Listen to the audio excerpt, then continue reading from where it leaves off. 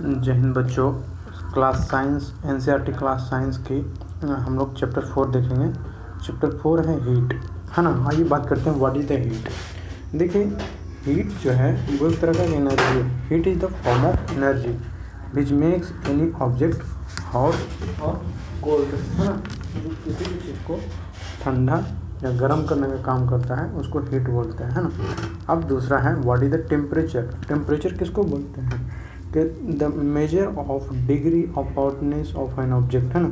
जो हमें किसी भी ऑब्जेक्ट का कितना गर्मी है उसके डिग्री को मेजर करता है उसको क्या बोलते हैं, टेम्परेचर, है ना।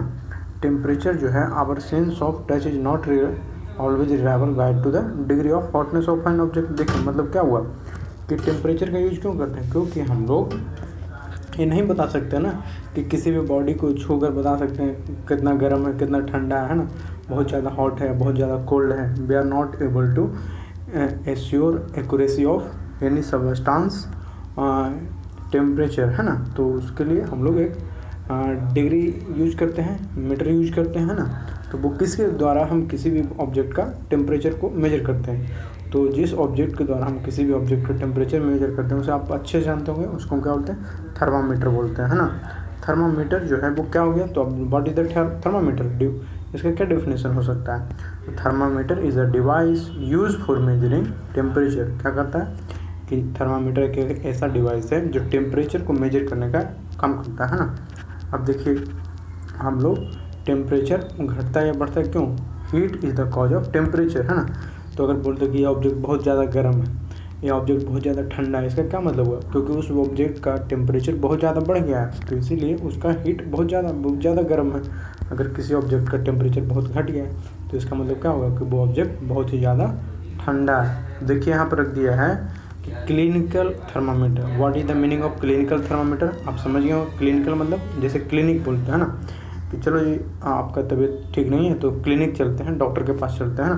तो जहाँ पे डॉक्टर बैठकर प्रैक्टिस करते हैं उसको क्लिनिक बोलते हैं, है ना।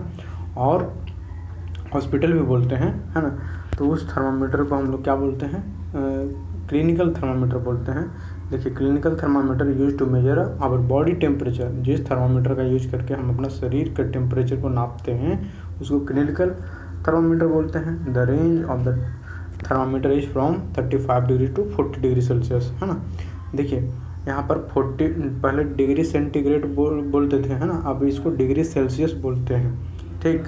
तो बोला जाता है कि जो टेम्परेचर नापने के लिए जो थर्मामीटर, जो क्लिनिकल थर्मामीटर हम लोग यूज करते हैं वो कितना से कितना डिग्री तक मेजर कर सकता है, 35 डिग्री से 42 डिग्री तक, है ना। For other purpose we use laboratory thermometer. जैसे हमको मौसम का जानकारी लेना है कि गर्मी कितना है, मौसम का टेम्परेचर कितना है ना, किसी ऑब्जेक्ट का टेम्परेचर कितना है, तो उसके लिए कौन सा थर्मामीटर यूज करते हैं, लेबोरेटरी थर्मामीटर, जिसका रेंज होता है -10 डिग्री सेल्सियस से लेकर 110 डिग्री सेल्सियस तक होता है। कितना, -10 डिग्री सेल्सियस से लेकर 110 डिग्री तक। आप बताइए वाटर जो है ना, वाटर का मेल्टिंग पॉइंट और बॉइलिंग पॉइंट कितना होता है, उम्मीद करते सब जानते होंगे, है ना। बॉइलिंग पॉइंट जो है वो क्या होता है 100 डिग्री सेल्सियस, जबकि मेल्टिंग पॉइंट 0 डिग्री सेल्सियस होता है। चलिए आगे बात करते हैं normal temperature of human body. हमारा इंसान का जो ह्यूमन बॉडी का जो टेम्परेचर है वो कितना है 37 डिग्री सेल्सियस। देखिए हम किसी भी ऑब्जेक्ट का जो टेम्परेचर है वो 3 यूनिट में मेजर करते हैं, या तो डिग्री सेल्सियस, या तो केल्विन, या तो फ़ारेनहाइट में, है ना। तो देखिए अगर हमको यहाँ पर बताना है कि हमारा बॉडी का नॉर्मल टेम्परेचर 37 डिग्री सेल्सियस है ना। अगर इसको फ़ारेनहाइट में पूछा जाए तो कितना होता है 98.6 डिग्री फ़ारेनहाइट होता है। जैसे हम लोग बोलते हैं ना कि देखो जी इसका 102 बुखार हो गया, बहुत ज़्यादा हो गया है। तो जब हम लोग जनरली जो घर में यूज करते हैं वो आपका किसको यूज करते हैं, वो हम लोग फ़ारेनहाइट में मेजरमेंट करते हैं, जबकि उसके ऊपर दोनों डेटा रहता है ना। आपका डिग्री सेल्सियस में भी रहता है, फ़ारेनहाइट में भी रहता है। तो 98 होता है, 98.6 जो होता है ह्यूमन बीइंग का टेम्परेचर होता है फ़ारेनहाइट में, ठीक। आगे बात करते हैं। देखिए in solid generally the heat is transfer by conduction, है ना। बोला जाता है कि मैटर का हम लोग जानते हैं 3 टाइप का मैटर होता है, सॉलिड, लिक्विड, गैस।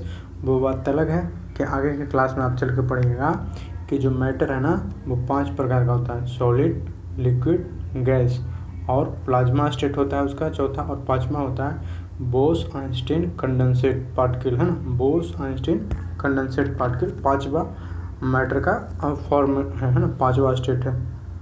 तो देखिए बोला सॉलिड में जो हीट का ट्रांसफ़र होता है वो कौन सा प्रोसेस के द्वारा होता है, कंडक्शन के द्वारा, जबकि लिक्विड और गैस में हीट का जो ट्रांसफ़र होता है वो किसके द्वारा होता है, वो होता है कन्वेक्शन के द्वारा।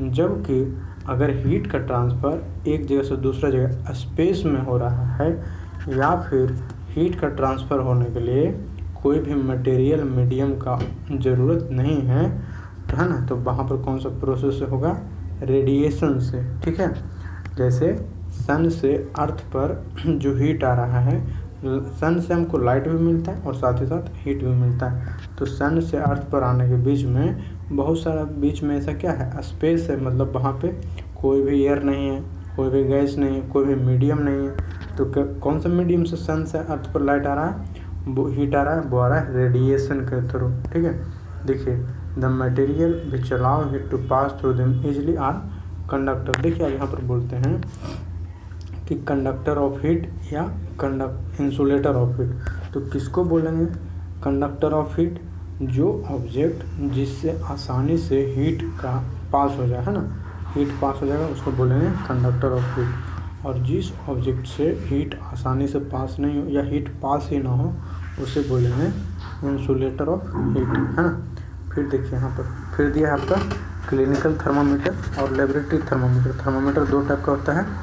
तो देखिए क्लिनिकल थर्मामीटर आपको बता दिए, जो हमारा बॉडी के टेम्परेचर को मेजर करने के लिए यूज किया जाता है, उसको क्लिनिकल थर्मामीटर बोलते हैं। इसका ये 35 डिग्री सेल्सियस से 42 डिग्री सेल्सियस तक मेजर करता है हमारा। इसका स्ट्रक्चर कैसा होता है, बनावट कैसा होता है, हमारा पेन है तो जस्ट लाइक पेन होता है, आगे में पेन के अंदर एक नॉब लगा रहता है ना, तो यही नॉब इसमें भी रहता है हमारे पास, जो क्लिनिकल थर्मामीटर में होता है। वो नॉब ही क्या करता है, हमारा बॉडी के टेम्परेचर को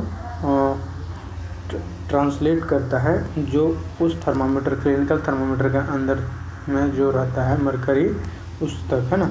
और जब जितना ज़्यादा हमारा बॉडी का टेम्परेचर होगा, मरकरी का जो रेंज है ना उतना ही ज़्यादा बढ़ता है, और वही रेंज हमको क्या बताता है, बताता है कि हमारा बॉडी का टेम्परेचर कम है या ज़्यादा है या नॉर्मल है ना। तो पहले हम लोग ज़्यादातर देखे होंगे जो कांच वाला होता था, है ना, वो कौन सा होता था, वो थर्मामीटर जो होता था वो होता था एनालॉग थर्मामीटर, है ना।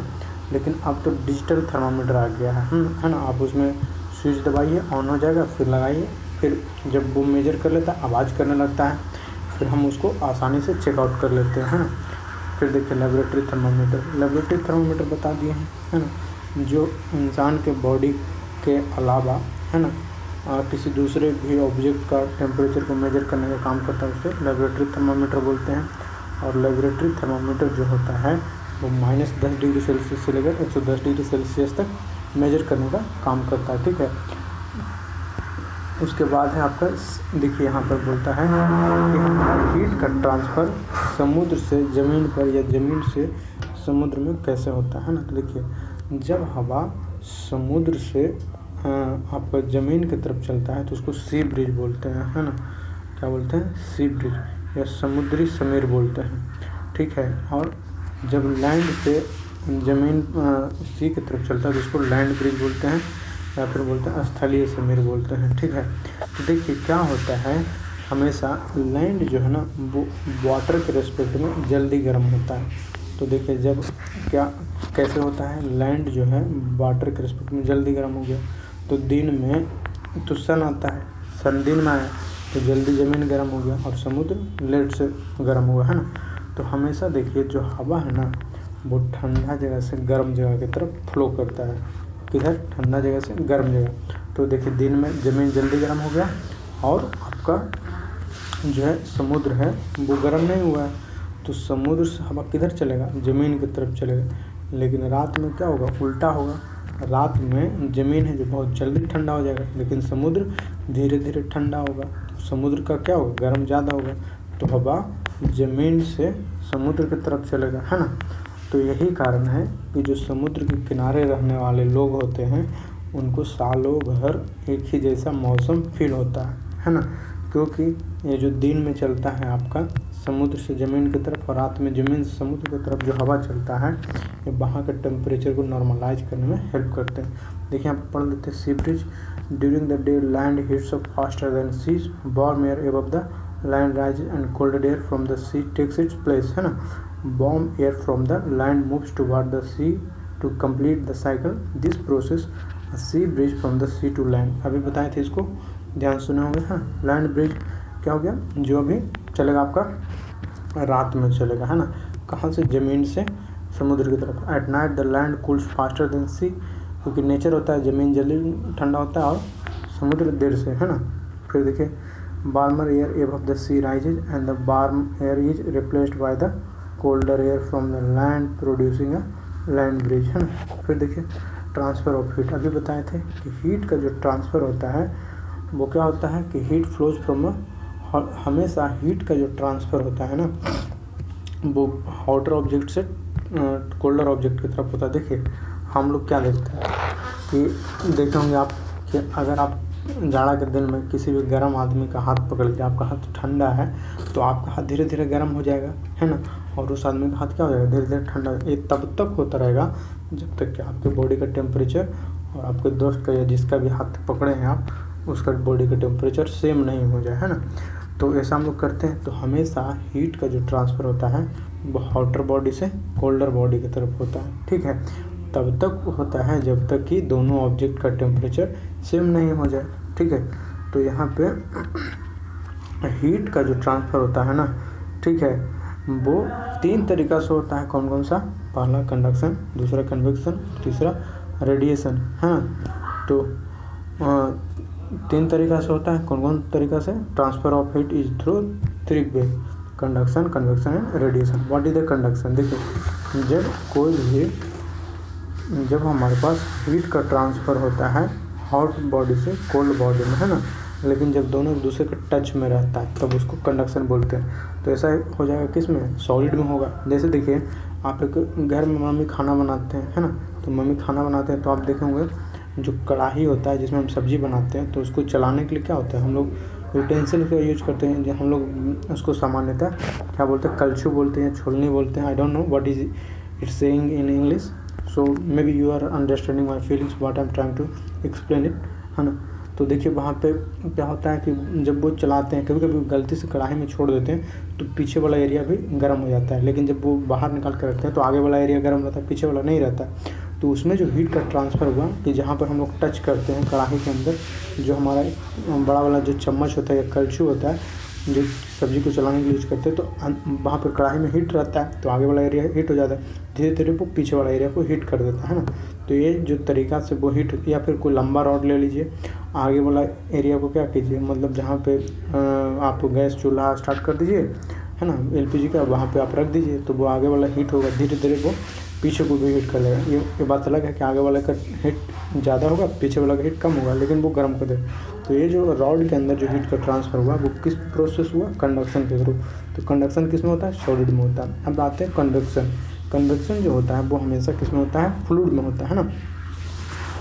फ्लूइड में होता है, मतलब फ्लूइड जो है सॉलिड भी, फ्लूइड जो है लिक्विड और गैस दोनों को फ्लूइड बोलते हैं। क्यों बोलते हैं भैया, क्योंकि देखिए जो फ्लो कर सकता है दुनिया का कोई भी सब्सटेंस जो फ्लो कर सकता है एक जगह से दूसरा जगह, उसको फ्लूइड बोलते हैं। आप पानी गिराइए एक जगह से दूसरी जगह जाता है कि नहीं, बिल्कुल जाता है। आप तेल गिराइए एक जगह से दूसरी जगह जाता है कि नहीं, बिल्कुल जाता है।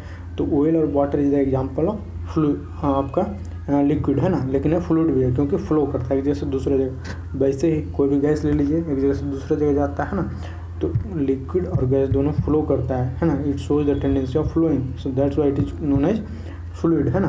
तो बोला जाता है कि दुनिया का कोई भी फ्लूइड है उसके अंदर हीट का ट्रांसफ़र होगा तो वो कन्वेक्शन के थ्रू होता है। कैसे होता है देखते हैं। देखिए the flow of heat through the fluid from the places of higher temperature to place of lower temperature by movement of the fluid itself. अब आपको समझाने के लिए हम लेते हैं चाय का एग्जांपल।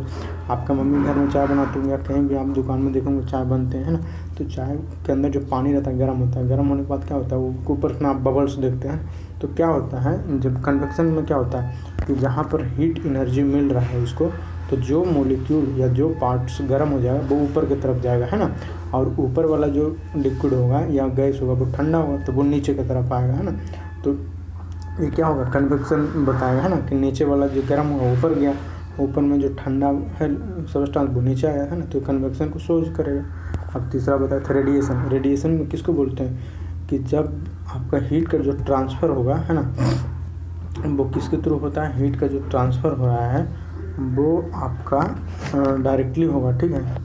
ट्रांसफ़र ऑफ हीट जो होगा वो विदाउट एनी मटेरियल मीडियम या स्पेस में, है ना, स्पेस में या without need of material medium, जब भी हीट का ट्रांसफ़र एक जैसे दूसरा जगह होगा तो उसको रेडिएशन बोलते हैं। It is the mode of transfer of heat in which energy directly transfer from one place to another. It does not need any material medium, है ना, इसमें किसी भी चीज़ को ज़रूरत नहीं पड़ता, उसको मटेरियल मीडियम बोलते हैं हम लोग, है ना, जब मटेरियल मीडियम को ज़रूरत नहीं पड़ता। देखिए dark colour object absorb radiation better than the light colour. देखिए अब यहाँ पर एक बात ध्यान रखना, बोला जाता है कि जो ऑब्जेक्ट जितना ही उसके अंदर जो कलर होगा वो डार्क होगा वो उतना ही जल्दी क्या करता है, रेडिएशन को उतना ही अच्छे तरीक़े से एब्जॉर्ब करता है, और जिस ऑब्जेक्ट का जो कलर है वो जितना ही ज़्यादा लाइट होगा वो उतना ही कम रेडिएशन को एब्जॉर्ब करता है। मतलब जो ऑब्जेक्ट जितना काला है या जिसका रंग जितना ही गहरा है, डार्क है ना, वो ज़्यादा रेडिएशन को एब्जॉर्ब करेगा तो उसका टेम्परेचर क्या होगा, जल्दी बढ़ेगा। लेकिन जो लाइट ऑब्जेक्ट है जैसे वाइट है, उजला है ना, या फिर येलो है, तो वो कम रेडिएशन को एब्जॉर्ब करेगा तो वो जल्दी गर्म नहीं होगा, है ना। इसीलिए बोला जाता है हम लोग को बोला जाता है कि गर्मी के दिन में क्या करना चाहिए, गर्मी के दिन में हमको उजला कपड़ा पहनना चाहिए। क्यों? क्योंकि जो सन से आने वाला रेडिएशन है वो क्या करेगा, उसको कम गर्म करेगा, है ना, इसीलिए हमको कम गर्मी लगेगा। अगर हम काला कपड़ा पहन के घूमते हैं गर्मी में तो वो रेडिएशन को ज़्यादा एब्जॉर्ब करेगा, मतलब हीट को ज़्यादा एब्जॉर्ब करेगा, तो हमको ज़्यादा गर्मी लगेगा। इसीलिए आप देखेंगे टाउन में तो रहने पर मुश्किल होता है, लेकिन गाँव में आसानी से देखते हैं कि गर्मी के दिन में जो भैंस रहता है उसका कलर काला होता है, इसीलिए वो क्या करता है, कीचड़ में एकदम घूम जाता है, लेटा जाता है ना पूरा, है ना। अब देखिए अब जाड़ा में क्या बोला जाता है, हम लोग को जाड़ा में बोला जाता है कि ऊनी का कपड़ा पहनना चाहिए, खास करके डार्क कलर वाला। लेकिन ऊनी का ही कलर क्यों, हम लोग को कॉटन क्लॉथ क्यों नहीं पहनने के लिए बोला जाता है गर्मी में? क्योंकि देखिए जो ऊल का क्लॉथ होता है, ऊनी का कपड़ा होता है, वो पुअर कंडक्टर ऑफ हीट होता है ना। तो जो हमारे बॉडी का जो टेम्परेचर है वो ऊनी के कपड़ा के अंदर क्या होता है, फंस जाता है, ठीक है, निकलेगा भी तो बाहर नहीं जाएगा। इसलिए हमारे शरीर को अंदर में क्या करके रखेगा, गर्म करके रखेगा, हमको ठंडा से बचाएगा। बाहर का जो ठंडा हवा है वो अंदर घुसने नहीं देगा, जब अंदर हमारे बॉडी के नज़दीक आएगा नहीं तो हमको ठंडा कम लगेगा। इसीलिए जाड़ा में क्या बोला जाता है, हमको ठंडा में क्या बोला जाता है कि ऊनी का कपड़ा पहनिए, ठीक है, और बढ़िया रहिए, स्वस्थ रहिए, अच्छे से रहिए, ठीक है। तो उम्मीद करते हैं जैसे चैप्टर ख़त्म हो रहा है आपको भी पढ़ने में मज़ा आ रहा होगा। इस तरीके से पढ़ते रहिए, अपना प्यार देते रहिए। अच्छा लग रहा है तो दोस्तों को शेयर कीजिए। Thank you so much. जय हिंद बच्चों।